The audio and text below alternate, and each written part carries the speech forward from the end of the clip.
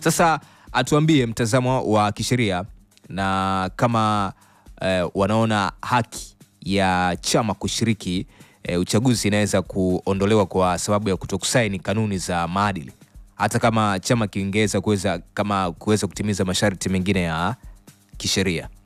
Sawa kwa hiyo hili ni swali la msingi ambalo ningetamani pia kupata majibu yake kwenye hili na mtizamo wako Bwana Elia.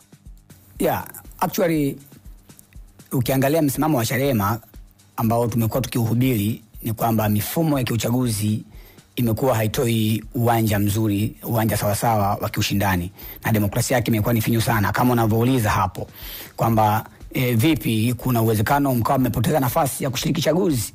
Tafsiri yake ilipaswa kuwa sio kweli, lakini kwa namna ambavyo tume yetu imekuwa ikiendesha chaguzi hizi ni shahidi tena kwamba tunakuwa tumepoteza fursa ya kushiriki uchaguzi, na hii ni kwa sababu ya sheria za tume ya uchaguzi. Kuna ile ibara ya 162 kifungu kidogo cha pili kinasema kabisa kwamba vyama vya siasa au mgombea asiposaini kanuni ya maadili then hawezi kushiriki uchaguzi. Kwa hiyo kwa kuwa sisi hatukushiriki uchaguzi, tafsiri yake ni kwamba hatukushiriki kwenda kusaini zile kanuni za maadili ya uchaguzi, tafsiri yake ni kwamba tunakuwa nje ya uchaguzi.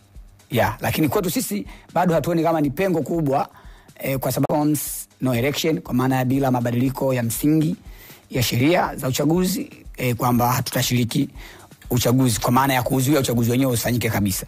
Kwa hiyo hatuoni kama tumeminywa, ingawa kulikuwa kuna scenario tofauti ndani ya chama. Baadhi ya wanachama tulikuwa tunashauri kwamba pengine tuzuie uchaguzi tukiwa ndani, tukiwa na mitazamo ambayo tuliamini pengine tukiwa ndani tunaweza tukawa na nguvu kubwa. Actually tulikuwa na option mbili tu, za kuzuia uchaguzi tukiwa tuko nje au kuzuia uchaguzi tukiwa tuko ndani.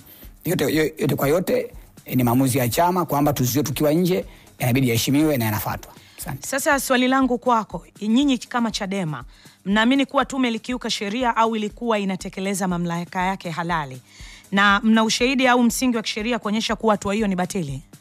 Ya usainishwaji wa kanuni za maadili ya uchaguzi. Cha kwanza tume inayopaswa kusimamia uchaguzi huu wa mwaka 2025 ni tume inayotakiwa kutokana na sheria mpya na umuundo mpya wa tume ya uchaguzi. Wote tunajua kuna tume sasa hivi inaitwa Tume Huru ya Uchaguzi. Ina structure zake ambazo zimeelekezwa namna kuwapata watumishi wa tume hiyo. Hawa wanaendelea kuprocess mchakato mpaka leo ni wale wa tume iliyopita.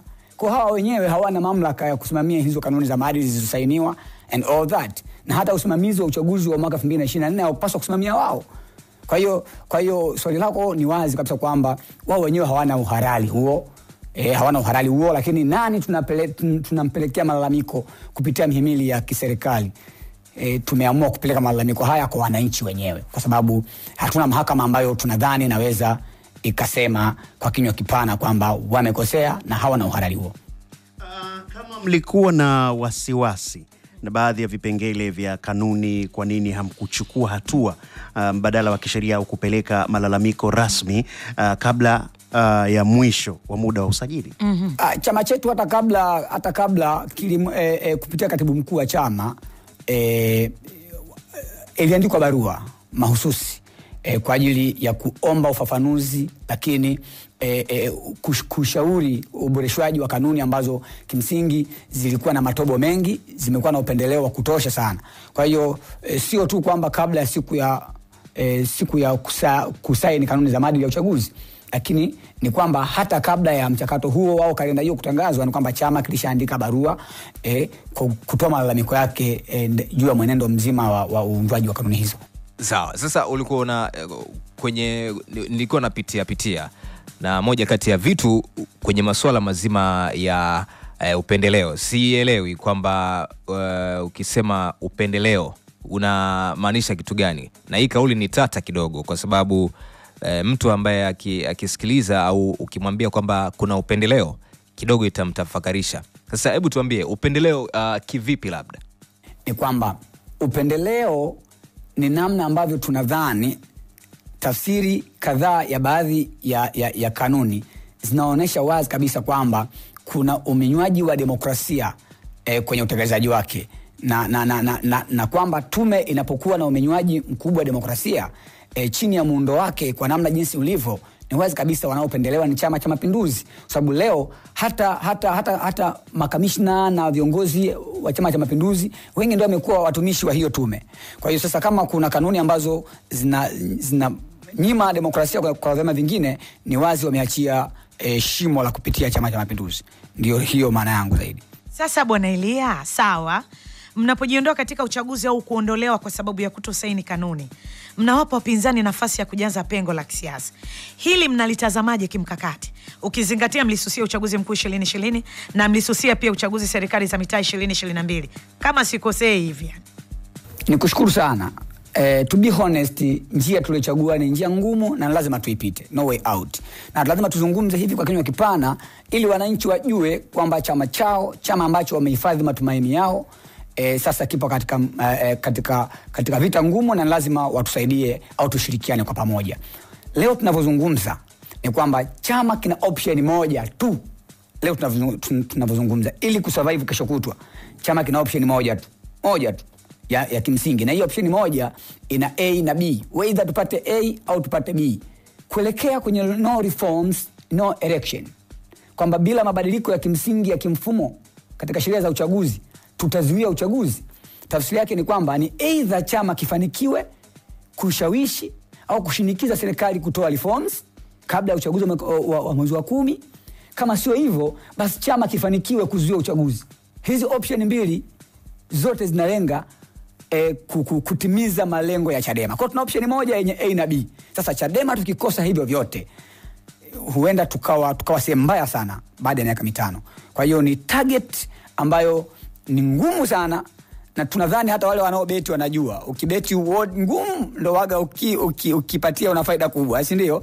Ila ukikosea pia ina nani. Kwa hiyo ukweli ni kwamba njia ambayo kama chama tumeichagua ni njia ngumu sana, ni njia ambayo lazima tuwini. Yani by any means lazima tufaulu. Tukifeli, tafsiri yake hiki chama kinahitaji msaada mkubwa sana kukiokoa kesho kutwa, kwa sababu utazungumzia kwamba baada ya miaka 5 tutakuwa hatuna uwakilishi wowote serikalini. Hata sasa hatuna, si ndio? Hata sasa hatuna. Lakini tutakosa ile relevance, ile uwezekano wa kuweza kuwafikia wananchi, kuzungumza nao na kujadiliana nao katika kero mbalimbali za kijamii, kwa sababu pengine inawezekana tukawa hatuna resources ya fedha itakayowezesha chama kufika kule interior, ambao kimsingi chanzo kikubwa cha mapato ni ruzuku ya chama, ambao ruzuku inatokana na idadi ya kura za wagombea ubunge na rais. Sasa maana yake tusipoingia, tafsiri yake ni kwa tusipoingia na tukashindwa kushinikiza serikali kutoa reforms, tusipoingia na tukashindwa kuzuia uchaguzi, maana yake tunakwenda kukosa hata hiyo favor ya ruzuku. Tafsiri yake chama kitasuffocate sana kwenye kutimiza majukumu yake. Kwa huo ni ukweli, na lazima tuzungumze ili wananchi wajue kwamba wanatakiwa kushirikiana na sisi zaidi ili kufanikisha malengo yetu ya kuzuia uchaguzi au kufanya serikali kuleta reforms. Ni option hiyo tu peke yake ya kufanya Chadema awe mshindi. Asante. Chadema sio kina ndio bwana mkubwa kwamba kiliamua mwenyekiti na kwazi dumu fikra za mwenyekiti. Sisi tuna vikao vyetu halali vya kichama ambavyo vina haki ya kutoa maamuzi kabisa ya kikatiba. Sasa yanapotolewa yale maamuzi, sisi wengine ambao sio wajumbe wa vile vikao tunatakiwa tuheshimu yale maamuzi, lakini hatuzuiliwi kushauri au kushinikiza pengine panapobidi yabadilishwe yale maamuzi. Ni haki ya msingi ya kikatiba kabisa kwamba maamuzi haya ambayo kamati kuu yameiamua, nadhani sio sawa sawa. Nadhani wangefanya hivi, hatulazimishi au hatupingi, tunashawishi au tunashauri. Kushawishi, inawezekana ushawishi wako ukasikilizwa. Kwa mfano, tulikuwa na maridhiano ambayo yaliamuliwa na kamati kuu ya chama kwamba chama kiingie kwenye maridhiano. Yalivyoanza maridhiano, watu wakaona kwamba hayaleti matunda. Walioshinikiza au kushawishi chama kijiondoe kwenye maridhiano walikuwa ni wanachama, na hata makamu mwenyekiti wa enzi hizo ambao sasa hivi ni mwenyekiti wa chama, Mheshimiwa Lissu, alikuwa miongoni mwa watu waliohusika kushawishi chama kijiondoe kwenye maridhiano. Kama ilivyo leo, baada ya kamati kuu ya chama kusema kwamba tunakwenda kwenye no reforms no election, kwamba tunazuia uchaguzi, wapo tulisema ni kweli tunaunga mkono no reform no election, tuzuie uchaguzi, lakini tunadhani ni vizuri kuzuiliwa nje Ikumbuke chama kimesema tuzuilie ndani, chama huku kimesema tutazuilia nje. Kwa sisi tuliosema kwamba tuzuilie ndani, hatukuwa wajumbe hivyo vikao vyao. Tulikuwa tunajaribu kushawishi chama kibadilishe mtazamo wao. Sasa haiwezi kuwa ni mgogoro. Mwisho wa siku ushawishi wetu ukiwa umegonga mwamba, tunakwenda na maamuzi ya chama. Nowadays tunasema no reform no election, tunakwenda kuzuilia nje kwa sababu hatuna option nyingine. Chekecha. Sawa. Sasa tuambie, Chadema mna mkakati gani wa muda mrefu wa kushughulikia changamoto zinazowakwamisha kushiriki chaguzi mbalimbali au kila tukio ambalo matukio ambayo yanakuwa yanatokea? Mkakati ni upi? Mkakati wa muda mrefu kaka, mkakati wa muda mrefu ni kupigania reforms na mabadiliko ya msingi ya kisheria. Shida ya nchi hii kaka, shida ya nchi hii sio uchaguzi. Shida ya nchi hii ni mifumo mibovu ya utoaji haki. Kuanzia enzi hizo mimi sijazaliwa, kama nimezaliwa nilikuwa mdogo sana. Kina Jaji Nyalali walikuja na matume yao, walionyesha umuhimu wa upatikanaji wa katiba mpya kama sehemu ya kuboresha mifumo ya utoaji haki. Kwa hiyo leo mambo yote haya ili yaweze kuwa mazuri kwa miaka mingine mingi zaidi au kwa miaka 62 pengine mbele, tunahitaji katiba mpya na bora yenye kuweza kuimarisha mifumo ya utoaji haki. Kwa mkakati wetu wa muda mrefu ni kupigania mabadiliko ya katiba mpya, na wewe na Watanzania wote wanajua kwamba ajenda ya Chadema ya ulinzi wa rasilimali za nchi, uboreshwaji wa haki za Watanzania, tumekuwa tukiziwekeza kwenye kushinikiza na kushawishi, kulazimisha, kuendelea kupigania upatikanaji wa katiba mpya. Sasa ni nini mnaamini kuwa ni ujumbe wa msingi kwa wananchi katika hili? Ni kuhusu kukataa udikteta wa tume au kuonyesha kuwa mko tayari kukosa nafasi ya kuwa sauti ya wapiga kura kwa misingi ya maadili? Ujumbe wetu kwa Watanzania ni kwamba wanapaswa kujua kwamba kura yao ndiyo kilimo chao kule shambani. Kura yao ndiyo madawa yao pale hospitalini. Kura yao ndiyo ajira zao. Kura yao ndiyo biashara zao. Huo ndio ujumbe wetu. Na kwamba kama kura haitoheshimiwa, tafsiri yake umaskini wanaoendelea kukumbatia, kilimo kufa, kukosa ajira kunasababishwa na chaguzi za maigizo za namna hii. Kwa hiyo ujumbe wetu sisi kwao ni huo, kwamba wanatakiwa sababu ya kuelekeza macho yao na akili zao zote kwenye chaguzi zinazoendelea ndani ya nchi yetu, na kwamba wana wajibu wa kushiriki kuboresha mifumo mizuri ya upatikanaji wa viongozi wanaotakiwa kwenda kuwakilisha kwenye maeneo yao. Chekecha. Hamuoni kwamba kwa mambo yote haya ndo kunapelekea kufeli kwenu kama chama? Nikisema sio maumivu nitakuwa nakosea. By the way, chama cha siasa lengo lake ni kupambana kwa chaguzi, kushinda, kuwakilisha na hatimaye kushika dola.